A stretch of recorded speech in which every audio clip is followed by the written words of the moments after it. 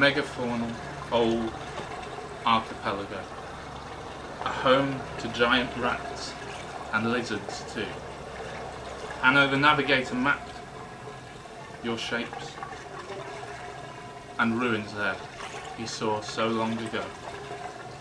Phoenicians, Greeks and Carthaginians called upon your native scattered Berber tribes, named the Island of Dogs by Castile.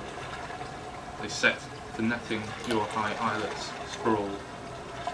While Jean de Bethencourt became your king, he suffering Henry's rule true, and set to trading sugarcane and grapes, while Guanches learnt Canarian to sing. Breaths blown subtly now by speakers and scribes, Kalimas storming Castillo, Bastilles,